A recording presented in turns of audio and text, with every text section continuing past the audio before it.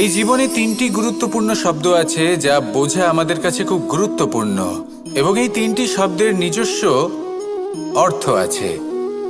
প্রথম হলো সঙ্গবদ্ধতা, অর্থাৎ একসাথে মিলে কাজ করতে হবে, একসাথে মিলে পরিশ্রম করতে হবে, সামনে এগোতে হবে। এরকম করতে পারলে আপনার শক্তি বৃদ্ধি পাবে, আপনার ক্ষমতা বৃদ্ধি পাবে, আপনি এগোতে পারবেন এবং অনেক দূরে যেতে পারবেন। দ্বিতীয় হলো আত্মবিশ্বাস। হেরে যাওয়া বস্তুও আবার জিতে নিতে পারবেন। যদি আপনার নিজের আত্মবিশ্বাস থাকে তাহলে আপনি কখনো পরাজিত হবেন না। এবং তৃতীয় হলো অহংকার। জয়লাভ করার পরেও কিন্তু এটা আপনাকে পরাজিত করতে পারে। সেই জন্য জীবনে সঙ্গবদ্ধ হন, আত্মবিশ্বাস রাখুন, কিন্তু কখনোই অহংকার করবেন না। এই অহংকার আপনার থেকে সব কিছু কেড়ে নিতে পারে।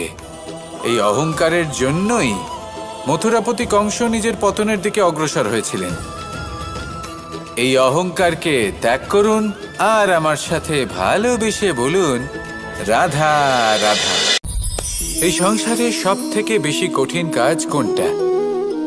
কেউ বলবেন যুদ্ধ করা, কেউ বলবেন ধন অর্জন করা, আবার কেউ বলবেন জ্ঞান অর্জন করা সব থেকে বেশি কঠিন। এবার প্রত্যেক ব্যক্তির নিজস্ব অভিজ্ঞতা আছে, আর সেই অনুসারে তার নিজস্ব একটা উত্তর আছে। সাধারণভাবে দেখতে গেলে এই সংসারে সব থেকে কঠিন হলো তপস্যা করা, অর্থাৎ সব কিছু ত্যাগ করে তপস্যায় নিজেকে বিলীন করে দেওয়া। এবার এর থেকে বেশি কঠিন এই সংসারে আর কি বা হতে পারে? এই সংসারে, এই সমাজে, নিজের পরিবারের মধ্যে থেকেও ধৈর্য ধরে সামনে অগ্রসর হওয়া, এটা হলো সব থেকে কঠিন কাজ। কারণ যখন আপনি তপস্যা করেন তখন সেখানে আপনার ধৈর্য ভাঙার মতো কেউ থাকেন না, না কোনো বন্ধু, না কোনো আত্মীয়, না কোনো শত্রু, কেউ না। কিন্তু যখন আপনি এই সমাজে, এই পরিবারে থাকেন, কোনো না কোনো ব্যক্তি এসে আপনার ধৈর্যের বাঁধ ভেঙে দেওয়ার ক্ষমতা রাখেন। তারা আপনার ধৈর্যের বাঁধ ভেঙে দেয়, আর কখনো কখনো তারা অনিচ্ছাকৃতভাবেই সেটা করে থাকেন। কারণ তাদের মানসিকতা আপনার থেকে আলাদা, তাদের কর্ম আপনার থেকে আলাদা, তাদের দৃষ্টিভঙ্গি আপনার থেকে আলাদা, জীবন যাপন আপনার থেকে আলাদা। সেক্ষেত্রে আপনি ধৈর্যচ্যুত হন, প্রসন্নতা আপনার থেকে ছিনিয়ে নেওয়া হয়। সেই জন্য এই সংসারে, এই পরিবারের থেকেও ধৈর্য ধরে সামনে অগ্রসর হওয়া কোনো পর্বতের শিখরে গিয়ে তপস্যা করার থেকেও অনেক বেশি কঠিন।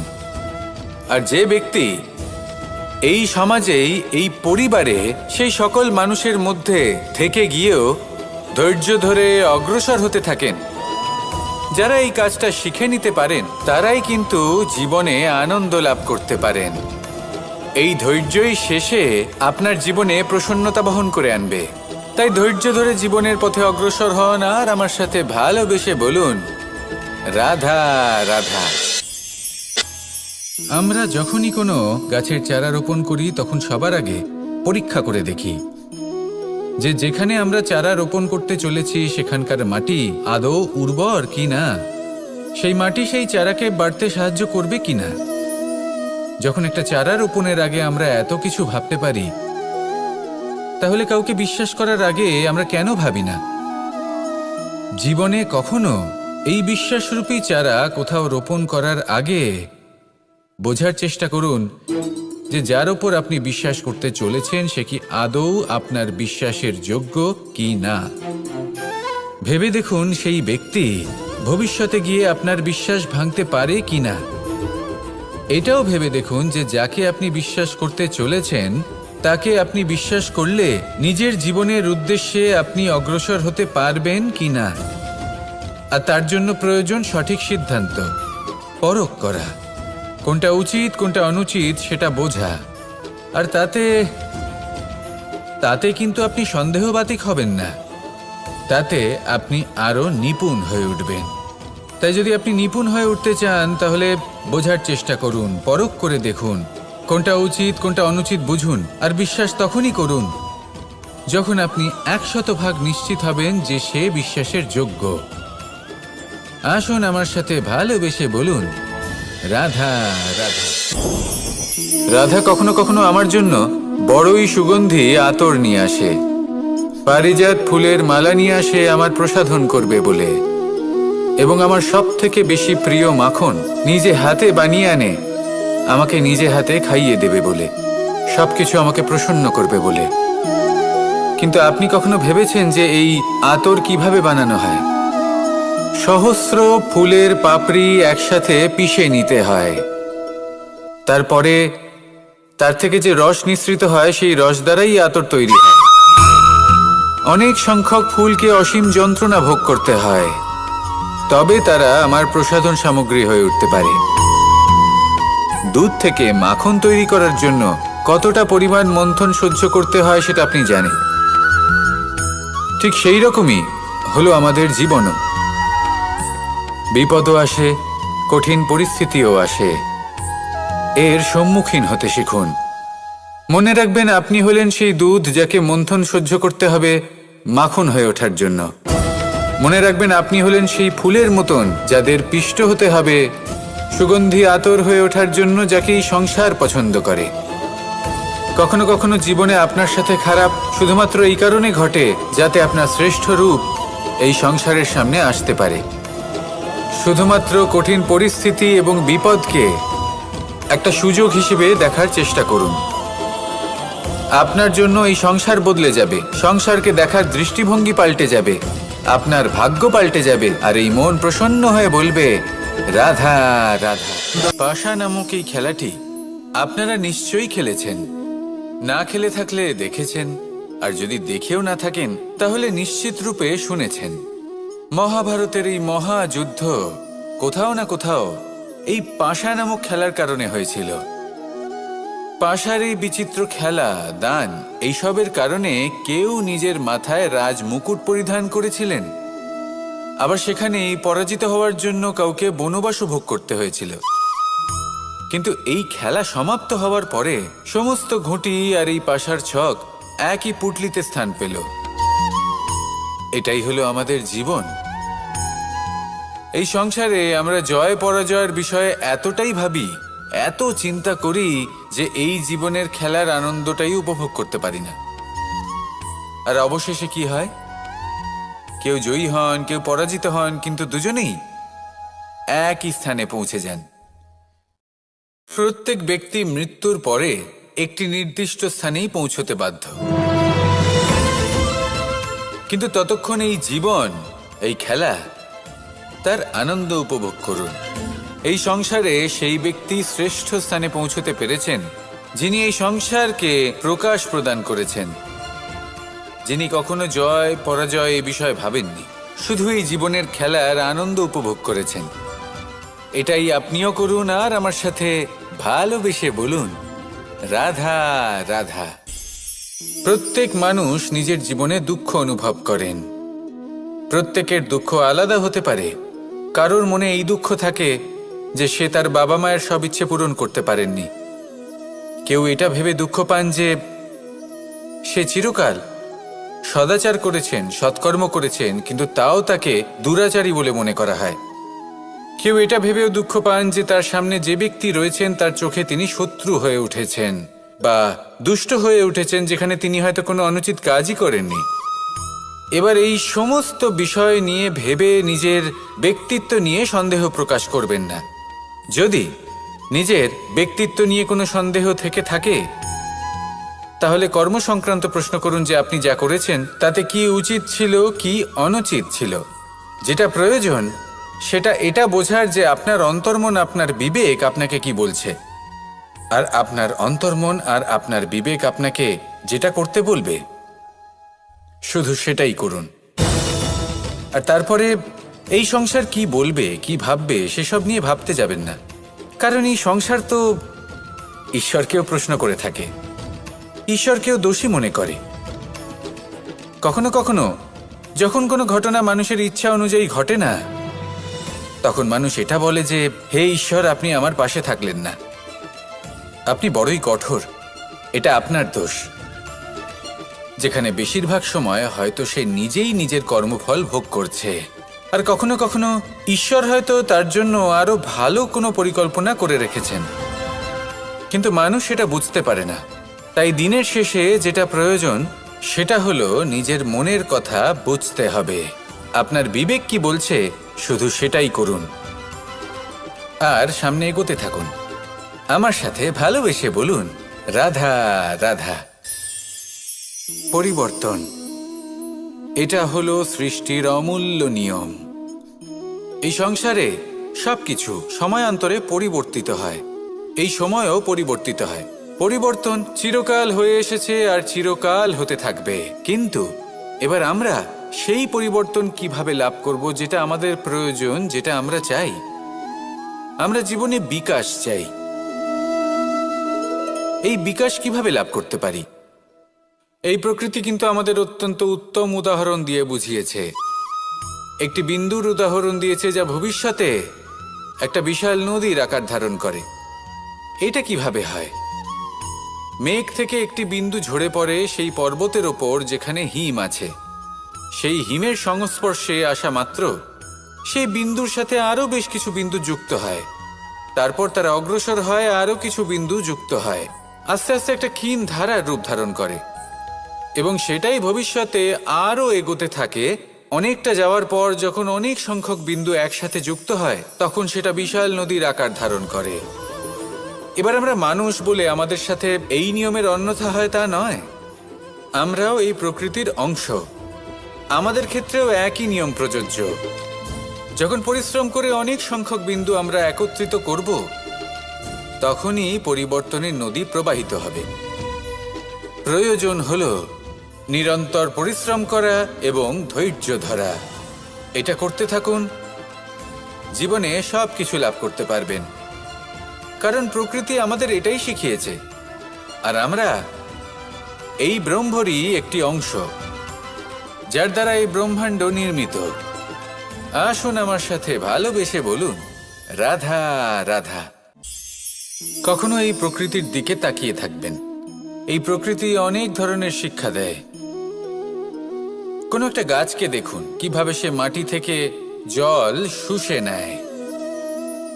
সে ঝড় হোক বা হোক কড়া রোদ সব সহ্য করে এবং অবশেষে সে ফল ধারণ করে।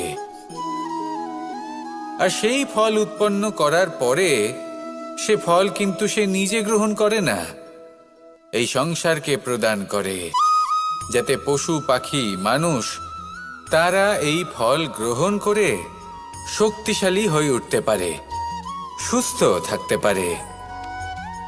সেভাবেই নদী, সরোবর এরা নিজেরাও কিন্তু নিজেদের জল গ্রহণ করে না, মাটিকে প্রদান করে, পশু পাখিকে প্রদান করে। সূর্য নিজেও নিজের জন্য প্রজ্বলিত হয় না, সে প্রকাশ ছড়িয়ে দিতে চায় আমাদের সবার কাছে, সে আলো পৌঁছে দিতে চায়। এই প্রত্যেকের কর্মে পরমার্থ নিহিত আছে, আর সেই জন্যই এদের সকলকে পুজো করা হয়। তাই মনে রাখবেন, আপনার কাছে জীবন যাপনের অতিরিক্ত যা কিছুই আছে তা পরমার্থের জন্য। তাহলে তার সদ্ব্যবহার করুন আর আমার সাথে ভালোবেসে বলুন, রাধা রাধা। আমরা প্রত্যেকেই অবশ্যই এমন সময় দেখেছি যখন অনেকগুলো সমস্যা একসাথে আমাদের জীবনে এসে পড়ে। সমস্যা আমাদের প্রত্যেকের জীবনেই থাকে। আমরা তার সমাধান খুঁজতে চেষ্টা করি, কখনো সমাধান খুঁজে পাই, আবার কখনো যতই চেষ্টা করি না কেন কোনো সমাধান খুঁজেই পাই না। আর যখন এটা হয় তখন মানুষ অত্যন্ত বিচলিত হয়ে পড়েন। নিজের আত্মীয় স্বজন, নিজের বন্ধু বা সংসার এদের ওপরে এই দোষ চাপিয়ে দেন যে এদের জন্যই এই সমস্যা এসেছে। এবার যদি আমি আপনাকে কোনো পরামর্শ দিই তাহলে এটাই বলবো যে দৃষ্টিভঙ্গি পাল্টে দেখুন। এই দৃষ্টিভঙ্গি দিয়ে দেখুন যে এই সংসারে যে সমস্যায় আসুক না কেন তার জন্য কেউ দোষী নয়, না আপনি না অন্য কেউ। এই পুরো খেলাটাই আপনার মানসিকতা, আপনার দৃষ্টিভঙ্গির, আপনার মনের। কিভাবে বোঝাচ্ছি? যখন আমাদের মন শক্ত থাকে তখন কঠিন থেকে কঠিনতর পরিস্থিতিও আমাদের জীবনে খুব বেশি হলে প্রতিস্পর্ধা হয়ে থেকে যায়। সেখানে যদি আমাদের মন দুর্বল থাকে, তখন অল্প কঠিন পরিস্থিতিও আমাদের কাছে খুব বড় সমস্যা হয়ে যায়, তাই না? একটা শক্ত মন কঠিন পরিস্থিতিকে প্রতিস্পর্ধা হিসেবে দেখে আর তার মধ্যে ওটা সুযোগ খুঁজে নেয়। আমাদের শুধু এটাই করতে হবে। এই সংসারে অন্য কাউকে দোষী মনে করলে আপনার সমস্যা দূর হয়ে যাবে না। সেই জন্য এই সংসারকে দোষ দেওয়ার বদলে এই সমস্যার মূলে চলে যান, সেটাকে বুঝুন, নিজের এই মনকে শক্ত করে তুলুন। যদি আপনার মন শক্তিশালী হয়, তাহলে এই সংসারে অনেক বড় বড় কঠিন থেকে কঠিনতর পরিস্থিতিও যদি আসে, আপনার জীবনে যতই বড় বড় সমস্যা আসুক না কেন, আপনার লক্ষ্য লাভে বাধা দিতে পারবে না। আসুন আমার সাথে ভালোবেসে বলুন, রাধা রাধা। আমরা সবাই পাথর দেখেছি, পর্বতও দেখেছি, শুকনো পাতাও দেখেছি, শ্যামল বনানীও দেখেছি। কখনো ভেবেছেন পাথরের অস্তিত্ব কিন্তু ততক্ষণ পর্যন্ত যতক্ষণ সে পর্বতের গায়ে আটকে থাকে। যখন সেই পর্বত থেকে সেই পাথর ভিন্ন হয়ে যায় ও নিজের অস্তিত্ব হারিয়ে ফেলে। আস্তে আস্তে কখনো পাথর কেটে বা কখনো পিষ্ট হয়ে সেই পাথর আস্তে আস্তে মাটিতে পরিণত হয় এবং পূর্ণরূপে নিজের অস্তিত্ব হারিয়ে ফেলে। এটাই পাতার সাথেও হয়। এই পাতা যতক্ষণ গাছের ডালের সাথে যুক্ত ততক্ষণ তার অস্তিত্ব থাকে। যখনই ডাল থেকে বিচ্ছিন্ন হয়, সেও নিজের অস্তিত্ব হারিয়ে ফেলে। আর এটাই আমাদের সাথেও হয়।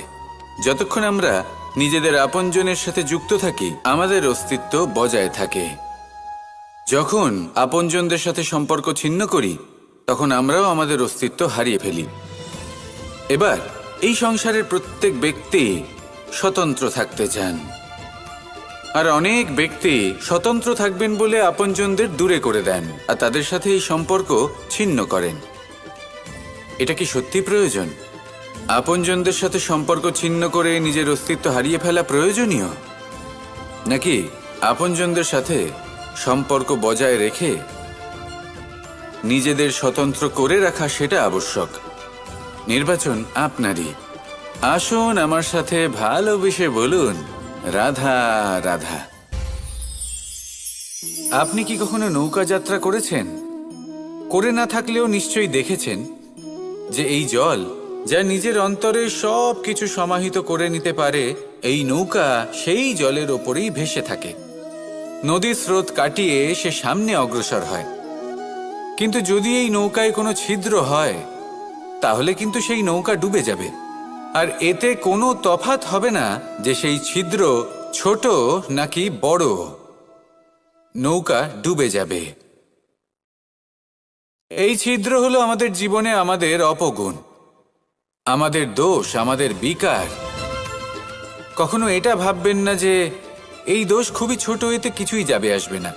না, সেই ছোট দোষ, সেই ছোট বিকার যদি সেটাকে শুধরে না নেন, তাহলে সেটা আপনাকে আপনার পতনের দিকে নিয়ে যাবে।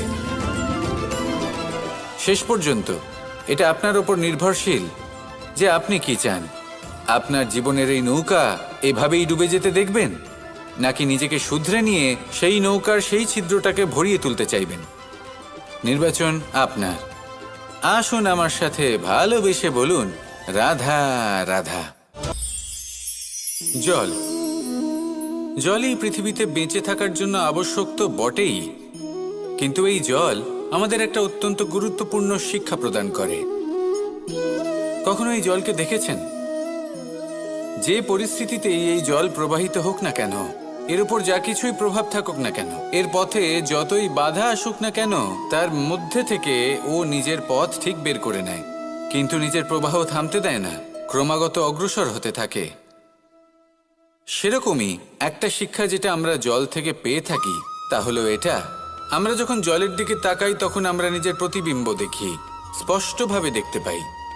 কিন্তু তখনই দেখতে পাই যখন এই জল শান্ত থাকে, স্থির থাকে। যদি এই জল অশান্ত হয়ে থাকে, স্থির না হয়, তাহলে আমরা এতে নিজের প্রতিবিম্ব দেখতে পাই না। এটাই আমাদের মনের সাথেও হয়ে থাকে। যখনই জীবনে কোনো সংকট আসে, যদি আমরা শান্ত মনে, স্থির মনে সিদ্ধান্ত নিই, তাহলে সেটা এমন একটা শীতল সিদ্ধান্ত হবে যেটা আমাদের ভবিষ্যৎকে একটা শ্রেষ্ঠ স্থানে নিয়ে যাবে। যদি এই মন অশান্ত হয়, বিচলিত হয়, পীড়িত হয়, দুঃখিত হয়ে থাকে, রুষ্ট হয়ে থাকে, তাহলে অনেক সময় আমরা এমন সিদ্ধান্ত নিই যেটা আমাদের জন্য অনুচিত প্রমাণিত হয়। যখন আপনি ক্রুদ্ধ ছিলেন বা দুঃখের বশে ছিলেন, তখন অনেক সময় হয়তো এমন সিদ্ধান্ত নিয়েছেন যেটার জন্য ভবিষ্যতে আপনি অনুশোচনা করেছেন। এবার দেখুন, এই আবেগগুলো থেকে আমরা পালাতে পারবো না, কিন্তু এই আবেগগুলো আপনার উপর কতটা প্রভাব ফেলবে সেটা আমরা অবশ্যই ঠিক করতে পারি। এই মনকে আমরা নিয়ন্ত্রণ করতে পারি। এটাই করুন, চিন্তা করুন, এই মনকে শান্ত রাখুন, স্থির হতে চেষ্টা করুন, আর তারপরে সিদ্ধান্ত নিন। আসুন আমার সাথে ভালোবেসে বলুন, রাধা রাধা। এই সংসারে ভৌতিক বস্তুরও নিয়তি আছে।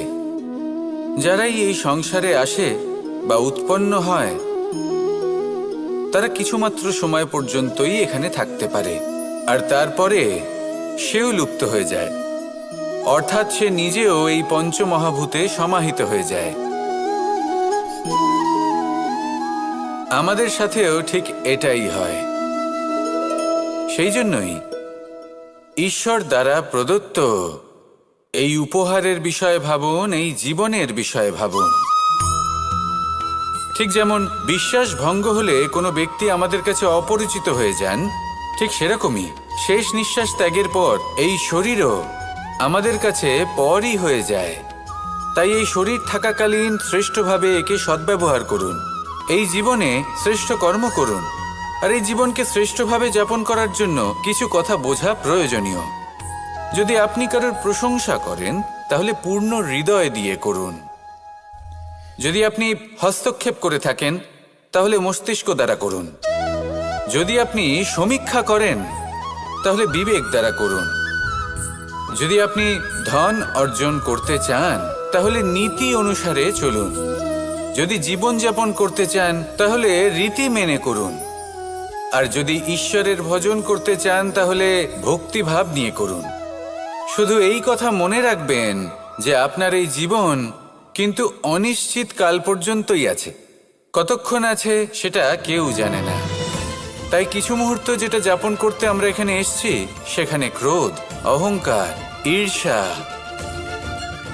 এইসব আবেগের কি গুরুত্ব বলুন তো? এগুলো ত্যাগ করুন। মানুষকে ক্ষমা করতে শিখুন, আস্তে আস্তে বিশ্বাস করতে শিখুন। এই সংসারে নিঃস্বার্থভাবে প্রেম করতে শিখুন, আর সবার মধ্যে আনন্দ বিতরণ করুন। তাই এই সব গুণ যদি আপনি আত্মসাৎ করতে পারেন, তাহলে আপনার জীবনে শুধু আনন্দ এবং আনন্দই বিরাজমান হবে। আসুন আমার সাথে ভালোবেসে বলুন, রাধা রাধা। এবার কখনো কখনো জীবনে আমাদের মনে হয় যে চতুর্দিকে শুধুমাত্র অন্ধকারই হয়ে আছে। প্রত্যেকেরই তা কখনো মনে হয়। আর তখনই আমাদের নিরাশ হলে চলবে না, আমাদের দুঃখী হলে চলবে না।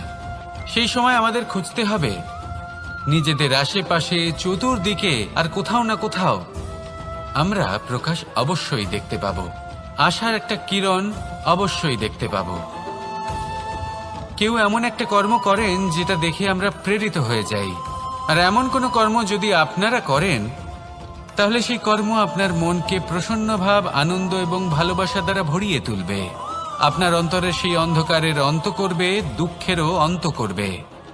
আর এই মন প্রসন্ন ভাব নিয়ে বলবে, রাধা রাধা।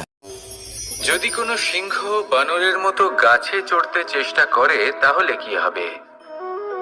একটা মাছ যদি মাটিতে হাঁটতে চেষ্টা করে, তাহলে কি হবে? তারা বিফলই হবে। কিন্তু এরকম কেন হয়? তার কারণ হলো প্রকৃতির রচনা কিছুটা এরকম। এখানে প্রত্যেকটি ব্যক্তিকে, প্রত্যেকটি প্রাণীকে আলাদা আলাদা গুণের অধিকারী করা হয়েছে, এবং সকলকে একটা সীমাও প্রদান করা হয়েছে। এবার এই যে বৃক্ষ, পশু, পাখি, এদের মধ্যে সেই ক্ষমতাই নেই যে এরা নিজেদের যাচাই করতে পারবে, নিজেদের সীমাগুলো বুঝতে পারবে। নিজেদের সদ্গুণগুলো চিনতে পারবে, এরা সেটা করতে পারবে না। কিন্তু মানুষ তো আলাদা। মানুষের কাছে সেই বিশেষ শক্তি আছে যে তারা পূর্ণরূপে নিজেদের যাচাই করতে পারবে, নিজেকে পূর্ণরূপে বুঝতে পারবে, নিজের দোষ, নিজের অপগুণ, নিজের সদ্গুণ, নিজেদের সীমাগুলো তারা বুঝতে পারবে। আর এটা অত্যন্ত গুরুত্বপূর্ণ। কথায় আছে যে যদি সাফল্য লাভ করতে হয় তাহলে নিজেকে যাচাই করে নিতে হবে। তাই নিজেকে যাচাই করুন, নিজের সাথে পরিচিত হয়ে যান এবং জীবনে কর্ম করতে থাকুন। সাফল্যের শিখরে অবশ্যই পৌঁছে যাবেন। আর ওখানে যদি যান তাহলে এই মন প্রসন্ন হয়ে অবশ্যই বলবে, রাধা রাধা। বনের মধ্যে যদি আপনি কোনো বিষাক্ত সাপ দেখেন তাহলে কি করবেন? আপনি তখনই তার থেকে দূরে পালাতে চেষ্টা করবেন। আর এটা কেন করবেন? নিজের রক্ষার্থে। এই কথা আমি নয় মেনে নিলাম, কিন্তু নিজের জীবনে এটা করেন না কেন? আপনি যেখানেই যান, যে স্থানেই যান না কেন, প্রত্যেক সময়, প্রত্যেক মুহূর্তে এমন বিষাক্ত সাপ আপনি অবশ্যই খুঁজে পাবেন। আর সেই সাপ নয় যাদের আপনি বনে খুঁজে পাবেন, এরা হলো সেই সাপ যা আপনাকে পাপ করতে বাধ্য করবে। আপনার অন্তরের বাসনা, ক্রোধ, অহংকার, লোভ, ঈর্ষা এদের বৃদ্ধি ঘটাবে। দেখুন, বনের এই সাপ আপনাকে একবার ছেড়ে দিতেও পারে, ছোবল নাও মারতে পারে, কিন্তু এই যে পাপরূপী সাপ আছে তা অবশ্যই ছোবল মারবে। কর্ম যদি করেন তাহলে অবশ্যই ফল পাবেন। সেই জন্য যখনই কোথাও যাবেন, যদি এমন কাউকে দেখেন, যদি এমন কিছু দেখেন যে আপনাকে পাপ করতে বাধ্য করছে, তাহলে সেই মুহূর্তে সেখান থেকে পালিয়ে যান। যেমন বনের সাপ দেখে আপনি পালাতে থাকেন। সৎকর্মের রক্ষা অত্যন্ত আবশ্যক। আসুন আর আমার সাথে ভালোবেসে বলুন, রাধা রাধা। মনুষ্য জীবনের সব থেকে বেশি গুরুত্বপূর্ণ বিষয় হলো মনের একাগ্রতা। এই সংসারের যে কটি মহান কার্য সম্পাদন হয়েছে তা হলো মনের এই একাগ্রতার একমাত্র ফল। আপনি অবশ্যই দেখে থাকবেন, অনেক ছোট বড় নদী যা বয়ে চলে তাদের সামনে একটা বাঁধ নির্মাণ করা হয় সেই সব নদীর জল সঞ্চয় করতে। বাঁধ হয়ে গেলে প্রয়োজন মতো বা মনের ইচ্ছে মতো তাকে ব্যবহার করা সম্ভব। এবার এটাই আমাদের মনের সাথেও সম্ভব। আমাদের মনের একাগ্রতা আজকের দিনে দাঁড়িয়ে বিভিন্ন ধরনের বিকার, ক্রীড়া এবং ভোগের মধ্যে ভাগ হয়ে গেছে। একে একত্রিত করতে হবে, একটা বাঁধ নির্মাণ করতে হবে। একে শুধু এটাই করতে হবে, যেটা উচিত কর্ম সেটাই করুন, যেটা অনুচিত কর্ম সেটা করা থেকে নিজেকে বিরত রাখুন। এটাই করতে হবে, যেটা উচিত কর্ম সেটাই করুন, যেটা অনুচিত কর্ম সেটা করা থেকে নিজেকে বিরত রাখুন। ব্যাস, এই কাজটাই আপনি করতে থাকুন, করতে থাকুন। মনের মধ্যে একাগ্রতার বাঁধ নির্মাণ করুন। আর একবার যদি তা নির্মাণ হয়ে যায় তাহলে যখন চাইবেন, যেখানে চাইবেন, যতটা চাইবেন একাগ্রতা প্রয়োগ করতে পারবেন। আর একবার যদি আপনি এটা শিখে যান তাহলে এই সংসারকে বদলে ফেলার মতো কাজ আপনি করতে পারবেন, সমাজকে শুধরাবার মতো কাজ করতে পারবেন। তাহলে এই মনকে একাগ্র করুন আর আমার সাথে ভালোবেসে বলুন, রাধা রাধা। আমরা সবাই ফল খাই, কিন্তু আমাদের সেই ফলই প্রিয় হয় যে পরিপক্ক হয়ে ওঠে, যেটা নম্র হয়, আর যে ফল অনেক বেশি মিষ্টি আর সুস্বাদু হয়ে থাকে, যাদের রঙে বাহার দেখা যায়।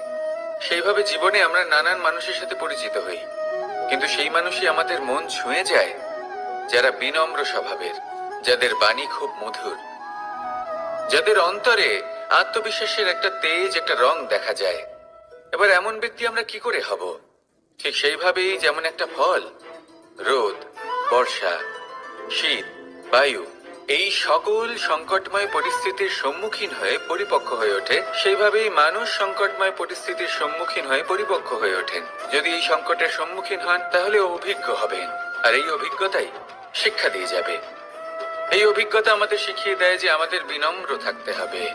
অহংকার করে কোনো লাভ নেই। মধুর বাণীর যে কি মূল্য তা আমরা শিখতে পারি। এই অভিজ্ঞতাই আমাদের বুঝিয়ে দেয় যে উচিত অনুচিত কোনটা, আমাদের দৃষ্টিভঙ্গি তৈরি করে, আর এই দৃষ্টিভঙ্গি দ্বারা আত্মবিশ্বাস জাগ্রত হয়। সেই জন্য জীবনে কখনো বিপদ থেকে দূরে পালাবেন না, সেগুলোর সম্মুখীন হন, অভিজ্ঞতা লাভ করুন, তার থেকে শিক্ষা লাভ করুন, এইভাবেই পরিপক্ক হবেন। আসুন আমার সাথে ভালোবেসে বলুন, রাধা রাধা। ধন সঞ্চয় করা সম্ভব, আর সেই জন্য ধন সব থেকে বেশি মূল্যবান সম্পত্তি নয়। এবার আপনি বলবেন, এ আমি কি বলছি? এই ধন খুব মূল্যবান, আমরা সকলে অর্জন করতে ব্যস্ত। সেটা এই কারণে, কারণ আপনারা জানেন না এই সংসারের সব থেকে বেশি মূল্যবান সম্পত্তি কি। এ হলো সেই সম্পত্তি যা কখনো সঞ্চয় করা সম্ভব নয়। আপনার কাছে যতই ধন থাকুক তা দিয়ে আপনি স্বাস্থ্য লাভ করতে পারেন, বাড়ি কিনতে পারেন, আদি ইত্যাদি, কিন্তু আপনি যতই ধনী হন না কেন, ফেলে আসা দিনের একটা মুহূর্ত আপনি লাভ করতে পারবেন না। এই একটা মুহূর্ত, এই সময়, এটাই হলো সংসারের সব থেকে মূল্যবান সম্পত্তি। একবার চলে গেলে তা কখনোই ফিরে আসে না। আর এই মুহূর্ত যতই চলে যাক না কেন, আমরা স্মৃতির মাধ্যমে সেগুলি যাপন করতে পারি, তার আনন্দ উপভোগ করতে পারি। আর যার সাথে আমরা সময় অতিবাহিত করেছি তার স্মৃতিতে আমরা চিরকাল জীবিত থাকতে পারি। সেই জন্য সময় সব থেকে মূল্যবান সম্পত্তি, তাকে এইভাবে নষ্ট করবেন না। প্রত্যেকটা মুহূর্ত উপভোগ করুন, আনন্দ করুন, আর ভালোবেসে বলুন, রাধা রাধা। কনক, কি সুন্দর একটা শব্দ। এর অনেকগুলো রূপ রয়েছে, অনেকগুলো অর্থ রয়েছে। প্রথম অর্থ হলো স্বর্ণ, অর্থাৎ সম্পত্তি। দ্বিতীয় অর্থ ধুতুরা, অর্থাৎ গাছের ছোট একটা বীজ, যা কিনা অত্যন্ত শক্তিশালী হয়। যদি বেশি মাত্রায় এর প্রয়োগ করা হয় তাহলে এটা বিষময় হয়ে উঠতে পারে। এই হলো সেই ধুতুরা যার প্রয়োগ মহাদেবের পুজোতে করা হয়।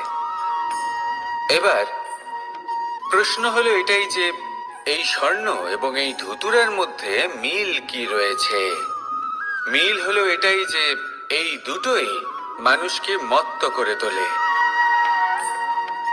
ধুতুরা মানুষকে তখন মত্ত করে যখন তাকে সেবন করা হয়, কিন্তু স্বর্ণ, ধন, সম্পত্তি, মানুষ এটা যতটাই অর্জন করে নেয় সেটাই যথেষ্ট।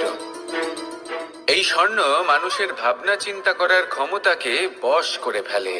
মানুষ সম্পত্তির লোভে মত্ত হয়ে ওঠে, কারণ যে যত চমৎকারী, যতটা অমূল্য হয়, তাকে সামলানো কিন্তু ততটাই কঠিন, তাই না? তাই মনে রাখবেন, ধন, স্বর্ণ, সম্পত্তি এগুলো ধুতুরার থেকেও অনেক বেশি বিষাক্ত হতে পারে। তাই এর ওপর আত্মসংযমের একটা কবচ পরিয়ে রাখবেন এবং বিবেকের শক্তির সাথে এগুলো প্রয়োগ করুন, তবেই কল্যাণ হবে। আসুন আমার সাথে ভালোবেসে বলুন, রাধা রাধা। রোগ যদি এসে থাকে তাহলে তার ওষুধও অবশ্যই আসে। সমস্যা যদি আসে তাহলে সেই সমস্যার সমাধানও নিজে থেকেই আমাদের কাছে চলেই আসে। এই সংসার, এই জীবনের শুধুমাত্র একটাই নিয়ম আছে, আর তা হলো এটাই, এই সংসার হলো একটা চক্রের মতো। এতে শাশ্বত বলে কিছু নেই, নিত্য বলে কিছু নেই, আর যা কিছুই রয়েছে সব বদলাতে চলেছে। যদি আপনার জীবনে দুঃখ থাকে, সমস্যা থাকে, যদি আপনি বিপদ দ্বারা আচ্ছন্ন, তাহলে মনে রাখবেন সবকিছু বদলে যেতে চলেছে। দুঃখের সময় কাঁদবেন না, মনকে আরো দুঃখী করে তুলবেন না, কারণ এখানে যা কিছুই এসেছে তা যাওয়ার জন্যই এসেছে। তাহলে এত চিন্তা কিসের? আনন্দ সহকারে জীবন যাপন করুন, আর আমার সাথে ভালোবেসে বলুন, রাধা রাধা। মানুষের জীবনে তিনটি গুণ অত্যন্ত প্রয়োজনীয়: শ্রদ্ধা, বিনম্রতা, যোগ্যতা। যদি জ্ঞান লাভ করতে চান তাহলে শ্রদ্ধার প্রয়োজন, যদি মান লাভ করতে চান তাহলে স্বভাবে বিনম্র হওয়া প্রয়োজন, আর যদি মনোবাঞ্ছিত স্থান লাভ করতে চান তাহলে যোগ্যতার প্রয়োজন। বিষয়টা সহজ। শ্রদ্ধা আপনাকে জ্ঞান দেবে, নম্রতা আপনাকে মান, আর যোগ্যতা উচিত স্থান দেবে। কিন্তু যদি আপনি এই তিনটি গুণ সম্মিলিত করেন তাহলে এমন কিছু লাভ করবেন যা এই সব কিছুর থেকে অনেক ঊর্ধ্বে। সম্মান। আর এ হলো সেই সম্মান যা প্রত্যেক মানুষের নিজের জীবনে লাভ করতে চেষ্টা করা উচিত। কারণ এই হলো সেই সম্মান যার কারণে আপনি চলে যাওয়ার পরেও এই সংসার আপনাকে ভালোবাসবে আর মনে রাখবে। আসুন আমার সাথে ভালোবেসে বলুন, রাধা রাধা। জীবনে গতি অত্যন্ত গুরুত্বপূর্ণ, মতিও হলো গুরুত্বপূর্ণ, এবং তার থেকেও বেশি গুরুত্বপূর্ণ হলো সঙ্গতি। একটা জলের ফোঁটা, তার মধ্যে গতি থাকে, প্রকৃতির মধ্যে তা লাভ করার ইচ্ছে নিহিত থাকে। কিন্তু এই যে সঙ্গতি, তা নির্ধারিত করে যে এই জলের ফোঁটা ঝিনুকের মুখে পড়ে মুক্ততে পরিণত হবে নাকি বিষাক্ত সাপের মুখে পড়ে বিষে পরিণত হবে। এবার দেখুন, এই জঞ্জাল স্বর্ণকারের দোকানের সামনেও থাকে এবং জঞ্জাল একজন ব্যবসাদারের দোকানেও থাকে। কিন্তু জঞ্জাল যা স্বর্ণকারের দোকানে থাকে তা ব্যবসাদারের দোকানের জঞ্জালের থেকে অনেক বেশি মূল্যবান, কারণ তার মধ্যে সোনার কণার সঙ্গতি থাকে। সেই জন্য জীবনে সঙ্গতির উপর বিশেষ গুরুত্ব দেবেন। যেমন সঙ্গতি তেমনই আপনি হবেন। আসুন আমার সাথে ভালোবেসে বলুন, রাধা রাধা। প্রত্যেক প্রাণী ভালোভাবে জীবন যাপন করতে চান, এটা তাদের স্বভাবে আছে এবং ভাবাটা অনুচিত নয়। কিন্তু একটা ভালো জীবনের গুরুত্বপূর্ণ অংশ কোনটা? বসবাসের স্থান, সেই স্থান যেখানে আমরা জীবন অতিবাহিত করি। এবার মানুষ ভাবতে পারেন যে একটা ভালো বাসস্থানের অর্থ কি? সেই স্থান যেখানে সহজে জল পাওয়া যায়, যেখানে শুদ্ধ বায়ু পাওয়া যায়, যেখানে আনাজ উৎপন্ন হয়। এটা জীবনযাপনের জন্য পর্যাপ্ত বটে, কিন্তু ভালো জীবন যাপনের জন্য আরো একটা কথা আপনাকে বুঝতে হবে। সাধু, জ্ঞানী, পণ্ডিত ব্যক্তি, এই সকল মহাপুরুষ, এনাদের যে বাসস্থান তা অত্যন্ত বিশেষ হয়।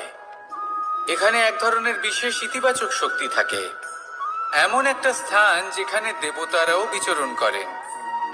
জীবন আমরা সবাই যাপন করি, কিন্তু জীবনের উদ্দেশ্য শুধুমাত্র জীবন যাপন করা নয়। জীবনের উদ্দেশ্য হলো মুক্তি লাভ করা। আর এই সকল সাধু, জ্ঞানী, পণ্ডিত ব্যক্তি, এই সকল মহাপুরুষ আপনাকে মুক্তির পথে নিয়ে যেতে পারেন। কারণ এরা হলেন সেই মহাপুরুষ যারা নিজেদের অন্তরের বিকার, অহংকার, ক্রোধ, বিদ্বেষ, এই সকল দোষগুলিকে ত্যাগ করেছেন, এদের ওপর বিজয় লাভ করেছেন। এমনই একজন ব্যক্তি আপনাকে মুক্তির পথে নিয়ে যেতে পারে। প্রয়োজন হলো শুধুই এনাদের চিনতে পারা, এদের কথা বুঝতে পারা এবং এদের দেখানো পথে চলা। যদি আপনি এটা করতে পারেন তাহলে এই মন প্রফুল্ল হয়ে বলবে, রাধা রাধা।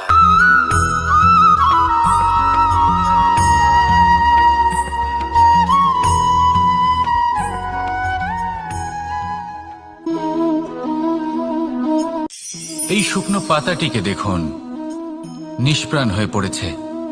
একটা গাছের ডালে ছিল, সেই গাছ ওর লালন পালন করত। যখন যখন বাতাস বইত, এই পাতায় কম্পন দেখা দিত, মনকে প্রফুল্ল করে তুলত। কোনো একদিন এই পাতা গাছের ডাল থেকে ঝরে পড়ে গেল।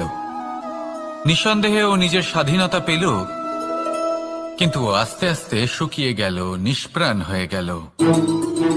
দেখুন, আমি এই কথা বলছি না যে স্বাধীনতা অনুচিত, কখনোই না। কিন্তু যে কোনো পরিস্থিতিতে স্বাধীন হতে চাওয়া এটা নিশ্চিতরূপে অনুচিত। আমরা যদি আমাদের জীবনে পরিবারের গুরুত্ব ভেবে দেখি, তাহলে এই পরিবারে যতই মতভেদ থাকুক না কেন, যতই মনোমালিন্য থাকুক না কেন, যতই বিবাদ থাকুক না কেন, এই সব মিটিয়ে নেওয়া অত্যন্ত প্রয়োজনীয়। সেই সবকিছু সমাপ্ত করা অত্যন্ত প্রয়োজনীয়। কখনো এই পরিবারকে ভাঙতে দেবেন না, কখনো এই পরিবার থেকে দূরে চলে যাবেন না। এই পরিবার হলো আমাদের জীবনের একটা অমূল্য সম্পদ, অমূল্য এক আশ্রয়, যা এই সংসারে হয়তো কোথাও আপনি পাবেন না। তাই একে আগলে রাখুন। পরিবার সেই গাছ আসুন আমার সাথে ভালোবেসে বলুন রাধা। সেই গাছ, আসুন আমার সাথে ভালোবেসে বলুন রাধা রাধা।